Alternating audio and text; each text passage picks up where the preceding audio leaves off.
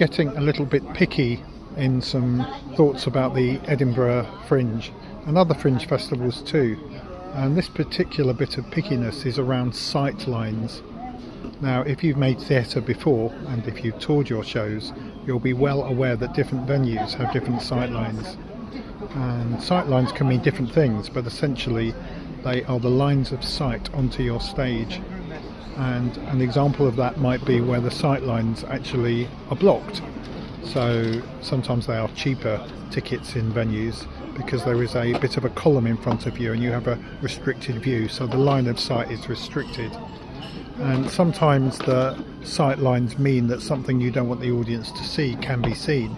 particularly if you're sitting somewhere in the wings. And I won't mention the performer, but it was a magic show that I saw, and basically saw how several of the tricks were done simply because I had a sight line that was behind their magic box, which was kind of like their table for performance. Sight lines can also show you the wings where people are off stage, and you're not supposed to see that, and you can see people huddling to get on stage. You can see props, all kinds of stuff going on. And sometimes sight lines are restricted just by the fact that the theatre, particularly in fringe festivals, is a pop-up venue, and your sight lines are essentially blocked just by the people in front of you, because the stage is not raised, and all you can see literally are lots of heads, and you're lucky enough if you lean to the right you see a gap through to what's happening on stage. So sight lines become very important to the experience of the audience, and I guess reviewers too that are in. And it's just something I encourage you to consider, and some of these things might be out of your control but might lead you to block your play differently. Let's take them one by one. The only thing I'm going to say about where sight lines are blocking a view of the stage that's significant, because there is a column in the way, for example, is that you might consider not putting a chair there, or if you can't move the chairs, putting a sign saying that that seat's not available, and just reducing your ticket sales by one if it's really going to diminish the experience of somebody and they really won't see parts of the show. If you've got several examples of that happening, what I would suggest you do is consider a reblock, that anything really significant that everybody needs to see could be moved slightly and everyone will get to see it. And I think that's a really important part of the ethical side of a show, but also because you don't want to create a disappointing experience for your audience, and certainly not your reviewers. And I would certainly pay attention to the fact that reviewers often come in quite late and last minute, and if you're selling out, it might be better to put a seat that's got reserved for a reviewer if you want to get them to see the whole show, rather than they have to squeeze into a part of the theatre where the seat's got very bad sight lines. Certainly if you're doing anything where you don't want people to see what's happening slightly off stage in the wings of a venue, is to make sure that you block again in a way where perhaps what can be seen is what you want people to see, and if they can see off stage, control what that is.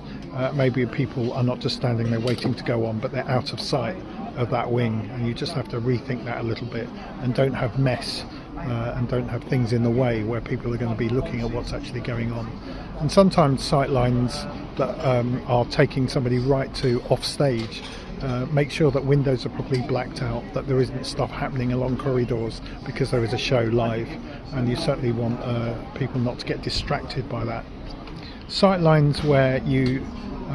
have got the equivalent of just stalls all the way to the back, it's just a flat theatre and there isn't a raised stage. I've certainly seen shows where action is taking on the ground, someone's fallen over, they're lying down, and we can't see it for 5 minutes because all we can literally see is the person in front of us.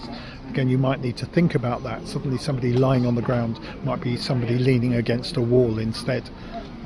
And you certainly might be able to raise a little part of the stage for a key moment, and that can involve a bit of your set. And I've certainly seen that done with boxes and that kind of thing. So sight lines are really important, and don't become a victim of your venue, and work out when you go into a venue, when you get photos of it in advance, you get the dimensions, and if you've just got a bit of time for your tech rehearsal, be prepared to adapt to sight lines that are not doing your show any favours at all. Certainly if you're doing any kind of performances like magic, make sure that the sight lines are not going to undermine the magic of the magic. and that can involve literally run a bit of your show, a key part of your show, and sit in the back row, sit at the very extremes and the wings of the front row, the middle row, see where sight lines are in any way restricted or blocked, so that you know and you're in kind of command of what those sight lines are. I've definitely seen shows that have adapted to sight lines by bringing action, probably not in their ideal intention, but they brought it a bit forward so attention is not on what's happening off stage. And I've definitely seen in some places, if the sight lines are so bad because there is a column, they've certainly ushered really well to make sure, if it's not a full house, that nobody is sitting in the seats with a restricted view. So this might seem like a small detail and it's easily lost, but sightlines can make a big difference in all kinds of different ways, and adapting your blocking and adapting your tech rehearsal and testing out where the sightlines are restricted and making sure particularly there isn't distraction off stage are really important from the view of the audience. And it can be really important for you as the producer, as the company, to step into the shoes of the audience by mimicking what it's like to sit in different parts of the theatre. But make sure your lines of sight are certainly within your line of understanding and knowledge of your own show.